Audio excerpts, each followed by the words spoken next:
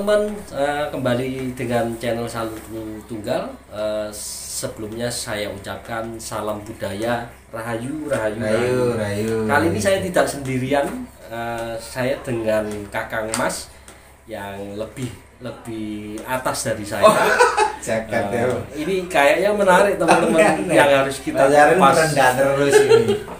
Asor terus. Nggih. Rahayu Taruno, Mas Rahayu, Rahayu Mas Arif. Nggih. Mas Taruno, teman-teman ini kepingin tahu sebenarnya Borobudur itu miliknya kita sebagai orang Jawa atau milik Hindu atau milik Buddhaisme, yaitu yang kita ketahui kemarin kan pemerintah melalui Kemenak dan siapa itu Sultan Brawijaya, Sultan Hamengkubuwono, Mas. Ikut Hamengkubuwono karena itu wilayah Jakarta. Oh siap, disahkan. Jadi Kemenak itu kan negara republik. Sedangkan Candi Borobudur itu kan peninggalan era kerajaan. Nah, itu Mataram kuno, Mas. Mataram Budo sebetulnya. Oh, istilah kuno itu kan bahasa baru. Oh, kuno itu kan bahasa baru itu untuk mendefinisikan bahwa candi itu adalah era kuno gitu. Tapi sebetulnya itu era Mataram Budo. Mataram Budo ya. Budo. Budo itu Medang Kamulan itu disebut Mataram Budo. Siap. Makanya setelah Demak Bintoro mengalahkan Mojopahit, dia tidak mau menamakan keratonnya itu Majapahit baru, tidak mau. Tapi menjadi Mataram Islam. Karena orang-orang Demak Bintoro kala itu tahu bahwa peranatan yang diajarkan kepada Mojopahit hingga Mojopahit begitu besar dan kuat itu menggunakan peranatan Mataram Budo, era Wong Budo. Medang Kamulan itu. Sistem politik. Makanya ada dua perdagangannya, ketahanan pangannya, ketahanan perangnya, siapa sesembahan dewanya, keyakinannya. Karena kuatnya suatu sistem kenegaraan, kalau dulu kita namanya nagari, itu diperkuat dari keagamaannya. Mas, ini kan simbol kita orang Jawa kan cakram. Ada kaitannya nggak di simbol Borobudur? Ada. Jadi di Wedojoyo Sampurno kita itu memang mirip ya dengan Veda segala macam, tapi itu kita bahas nanti. Kita bahas Wedojoyo Sampurno milik kita sendiri ya kan. Di dalam kematian itu dituangkan bahwa ketika orang meninggal itu yang naik ke kasuwargan itu kalurannya. Bukan baiknya, apalagi angkara murkanya, nafsunya, tidak, tapi kaluran. Karena kaluran dan baik itu beda. Diwejang, Mas. Kalau baik itu definisinya apa? Kalau baik itu jenengan misalnya memberi orang yang lagi kelaparan itu baik. Itu baik. Tapi kaluran kalau Anda itu merangkul justru pada musuh jenengan. Oh begitu. Nah itu istilah barunya adalah negarawan. Negarawan itu sifat kaluran, gitu loh. Jadi kita benar-benar objektif, bisa membedakan baik dan salah, namun tetap merangkul berdasarkan tujuan utamanya yang besar itu kaluran. Oh siap. Misalnya jenengan punya kecil ya rumah tangga, jenengan anak yang sia-siakan, sia-siakan oleh orang tua ya toh, program segala macam. Terus jenengan ternyata bukan menjadi anak yang durhaka. Malah kan jenengan secara finansial membangun sukses ya toh, tapi justru Anda forgive itu mengampuni, tapi tetap mengangkat melupakan masa lalu daripada disakiti. Itu kaluran. Artinya orang Jawa yang dimakamkan itu kalurannya yang diangkat ke kasuwargan. Nah kasuwargan itu ada 3 namanya Giriluko, Jonoloko dan Hendro. Nah 3 kasuwargan itu dituangkan dalam Borobudur sab 3. 1, 2, 3. Yang pertama itu apa Mas? Kalau yang Jonoloko, Giriluko, Jonoloko, Hendroluko. Gitu. Nah kaluran di atas kasuwargan itu juga bekerja mengerjakan alam, melalui petir, angin, itu bekerja berdasarkan energi. Karena yang naik itu sifat-sifat komponennya turun di panel yang Borobudur Bratayuda itu Mahabharata. Gitu. Jadi kaluran tidak memiliki apa-apa, hanya kaluran saja yang di kasuwargan itu. Itu pun Topo Broto. Iya, iya. Jadi bekerjanya alam itu berdasarkan energi yang diciptakan para dewa ketika Topo Broto. Siap. Siap. Jadi kalau secara sains ilmunya ya kita tinggal telusuri, kita harus bisa menciptakan alat bahwa Topo Broto itu mengeluarkan energi yang berbeda gitu. Oh gitu. Karena kan gitu jatuhnya kalau mau sains ya toh. Gitu loh. Nah, kalau nggak Topo Broto misalnya kita mandi keluar, terus orang baru mandi ya, terus kita masuk kan hawanya hangat. Nah, itu yang disebut energi itu. Siap. Itu cara membuktikan mematerialkan energi seperti itu ya, gitu. Iya Mas ya. Nggih. Ketika ada nah, itu orang biasa loh ya, tetap lurah. Panas kan? Nah, apalagi Topo Broto gitu loh. Artinya memahami energi seperti itu. Tidak perlu terlalu jauh berspiritual. Betul. Karena ada contohnya Arcopodo itu dibangunnya Borobudur itu untuk mengcopy paste apa yang ada di Kadewatan. Oh, siap. Arcopodo itu begitu. Bentuk materialnya ya. Bentuk materialnya. Misalnya Topo Broto itu ada istilah Rogo Sukmo ya toh. Nah, itu direkayasakan melalui orang tidur mimpi. Nah, itu kan sama dengan mati sakjroning urip. Mati sakjroning urip itu hening. Enggak dengar apa-apa, ya telinga enggak dengar. Artinya Mas, Borobudur itu adalah makam bukan makam, apa ya? Itu sebuah tempat ya, sebuah itu persinggahan, bukan persinggahan. Yaitu namanya Jagat Dewa Bathara dan yang Jagat Pramudita. Oh, yang paling atas itu. Semua, kalau sudah banyak utuh. Jadi di mantra kita itu Wong Wilaheng, di terakhir bait kan ada Jagat Dewa Bathara dan yang Jagat Pramudita itu merujuk pada dua alam. Jagat Dewa Bathara itu Arcopodo, sedangkan yang atas yang kayak seolah-olah patung Buddhisme orang Tapabrata itu namanya yang Jagat Pramudita. Dan itu langgeng. Alamnya langgeng, yang tidak langgeng kemungkinan bisa kita manusia, karena ada bukti otentik bahwa dulu misalnya ada dinosaurus dan itu benar-benar punah. Karena ketika kita di Arcopodo itu kita sama-sama makhluk sebetulnya. Nah, tujuan kita di Arcopodo kan karena terkait perang Bratayuda, para dewa itu sudah terpengaruh beberapa kala dan tidak punya kaluran. Makanya sifat itu dibelenggu kepada Jagat Alititi. Nah, itu tertuang di panel setelah panel yang Topo Broto 3 sak dari atas, bawahnya itu. Nah, itu kan tentang kehidupan. Oh iya ya, jadi apa arsitektur bangunannya ini menandakan kehidupan kehidupan dari Arcopodo. Gitu loh. Nah, kalau kita dianggap perlu nggak ngomong Hindu dan Buddha sampaikan? Tidak apa-apa Mas, tapi jangan terlalu frontal gitu ya. Nah, kalau kita dianggap sebagai Borobudur itu dianggap pemerintah sebagai Hindu dan Buddha, sepertinya salah kaprah gitu loh. Oh gitu. Salah kaprahnya itu begini. Hinduisme ya toh, itu kan memang kitabnya tentang Bhagavad Gita. Ya toh, tapi di dalam Hindu tidak pernah ada istilah Buddhisme. Oh iya Mas. Tidak ada. Kitabnya Bhagavad Gita saja. Dia tidak menjelaskan tentang Buddhisme yang dilihat pemerintah sekarang sebagai Siddhartha Gautama loh ya. Kan tidak ada.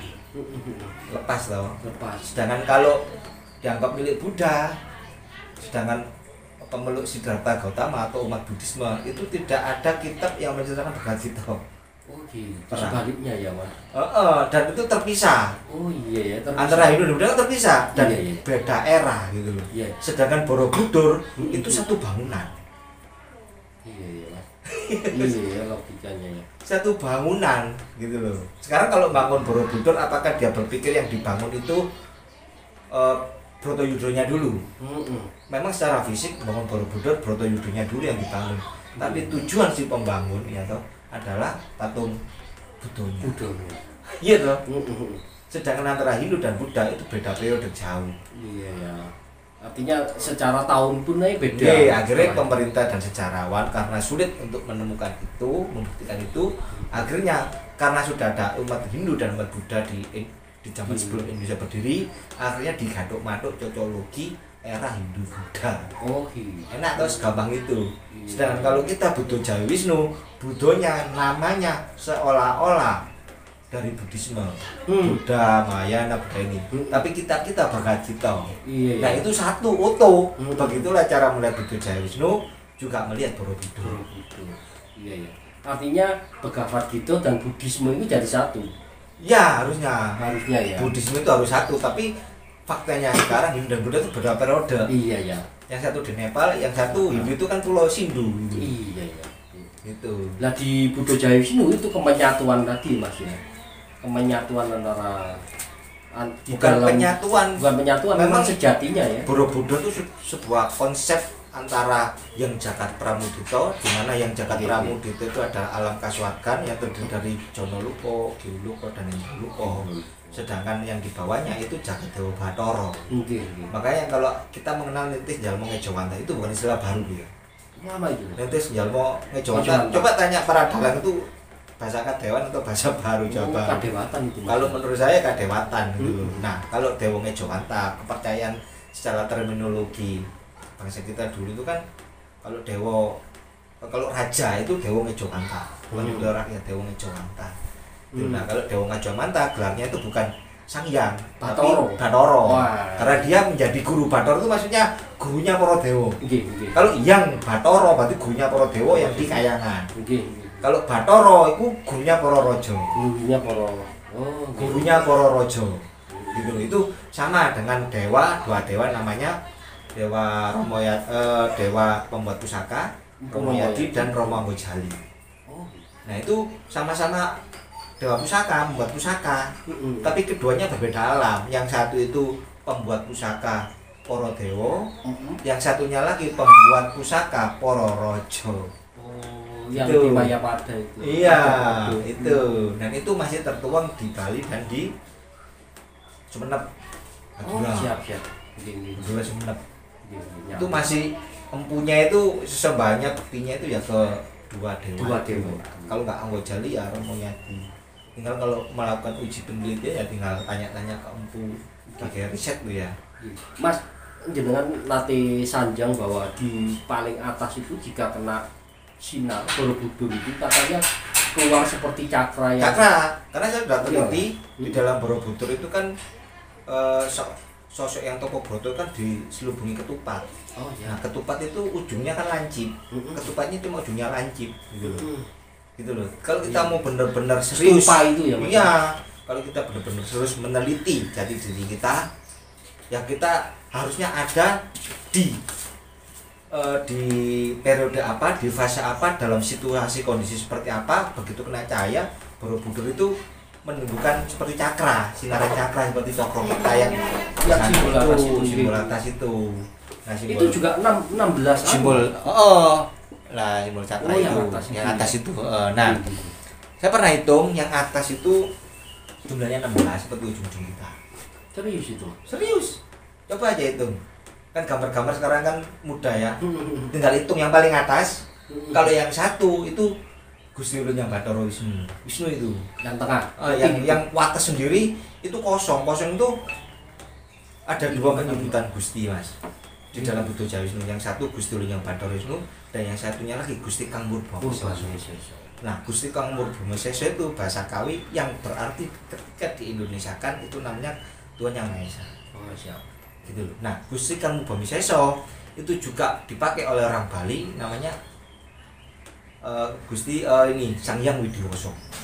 Sang Hyang Widiwasa. Itu beda periode, tapi kedua kalimat itu merujuk pada bahasa Indonesia yang sama, yaitu Tuhan Yang Maha Esa. Sedangkan Sang Hyang Widiwasa itu tidak dikenal di India. Kalau Bali mengatakan itu Hindu gitu loh. Itu. Sedangkan Bali itu dekatnya dengan Buddha Jawi. Gitu loh. Yang keduanya Gusti Ulun yang Bathara Wisnu. Gusti Kang Murbama Sesa. Itu yang paling tinggi, bersifat esa. Kalau yang di Bali disebutnya Sang Hyang Widiwasa. Lalu kenapa kok umat Buddha Jaya Wisnu itu tidak menyembah Gusti Kang Murbama Sesa? Ya itu, Mas. Karena sifatnya esa tidak bisa disembah. Siap. Loh. Iya ya. Kita diajari cerdas gitu. Iya Mas. Ini baru ketemu. Kalau Gusti Kang Murbama Sesa kan nggak bisa disembah. Artinya nggak bisa dimaterial. Nggak bisa dimaterial. Nggak bisa dinamai. Kinoyo ngopo. Istilah Jawa itu gak kena diapa-apa no, gak kena apa. Yang bisa disembah yaitu Gusti Ulun. Ketika Gusti Kang Murbama Sesa ini Ngejowan. sudah bukan ngejowantan. nitis kepada badan wadah itu menjadi sifat-sifat yang tertuang pada Borobudur tadi. Ketika sudah memiliki sifat baru manusia bisa menyembah, namanya wis tunggal gitu loh. Ini saya bahas nanti malam sama Mas Andi. Sekarang keluar pelajaran. Keluar dibahas sama siapa yang di mana apa namanya pedomannya? Mas Andi. Enggak, maksudnya pedomannya apa namanya? Prawiratama. Prawiratama. Saya diskusi sama Mas Andi tentang itu terus kemudian jenengan medarkan. Jadi Gusti Ulun Gusti yang Murba Seso tidak bisa disembah. Tidak bisa disembah karena nggak bisa diapa-apakan. Bodoh nanti kita mau menjadi apa kan gitu. Misalnya kita sekolah ya toh, kan ada tujuan arsitek, ekonomi ya. Ketika Gusti Kang Murba Seso itu menjadi sifat para dewa yang tertuang pada Baritoyuda, kayak gitu dewa Pandhawa dan Kurawa kan sudah memiliki sifat. Gitu loh. Ya, sudah sifat yang wujud dan tunggal menjadi sifat bayang-bayang itu. Baru bisa disembah, manusia itu dilahirkan dari Podo mau menyembah siapa? Kurawa atau Pandhawa. Kalau khusus tanah Jawa. Kenapa kok enggak Bathara Indra? Kenapa kok enggak Bathara Bayu? Bathara Indra itu penguasa. Sifat-sifatnya beda. Penguasanya beda. Nah, kalau Bathara Indra, Bathara Surya itu ada sesembahannya ibunya. Itu digunakan ketika agamawan di era kuno itu mendirikan suatu kerajaan. Baru sesembahnya ke Bathara Indra, Bathara Surya, terus panjenengan Yomodipati. Itu penguasanya itu. Nah, itu tertuang masih di Surakarta, saya pernah lihat. Itu aliran itu ada ya, Mas? Ada itu. Meskipun Yomodipati itu ada, penyanyi Yomodipati kan dewa kematian. Ada yang memuja itu ya, Mas? Ada, di era kerajaan itu ada. Nah, itu masih tertuang di keraton kalau tidak salah antara Surakarta atau Jogja. Kalau tidak salah Suro ya. Itu parade perang itu pada militer era keraton itu dikeluarkan umbul-umbulnya itu. Nah, bedanya kalau umbul kelas kita itu kan wujud para dewa. Lah agamawan kan, agamanya tidak boleh membunuh. Yang boleh membunuh itu dewa yang sudah memiliki sifat berdasarkan kuasanya itu. Misalnya panjenengan Yomodipati itu ya tentang kematian gitu. Makanya simbolnya tidak boleh lengkap merah, kuning, putih, tidak boleh. Ada yang kurang ya, Mas? Hanya dua saja, ireng dan putih. Gitu loh. Terus kalau misalnya Bathara Indra, apa ireng sampai kuning, ireng sampai putih, atau abang sampai putih, atau putih sampai apa yang dijadikan simbol bendera. Yang paling lengkap itu yang Wungkul Bathara Wisnu. Itu yang lengkap, yang hitam dasarnya, kuning, merah, kuning, putih itu lengkap, itu nggak boleh membunuh. Artinya dia pemelihara ya? Pemelihara. Itu Wisnu. Makanya kita nggak boleh membunuh itu. Bahkan kita kalau puasa pun kalau tidak puasa ya makan sembarang. Tapi kalau puasa kan tidak boleh makan yang mengandung nyawa. Iya. Lakunya begitu. Nah, itu benar-benar kuat kalau begitu. Nggih, matur nuwun Mas Taruno. Sami-sami Mas Aril. Sungkemih Pangestu. Nggih, rayu. Menawi mangki saged nyuwun wejangan malih. Monggo. Nggih, rayu. Rayu.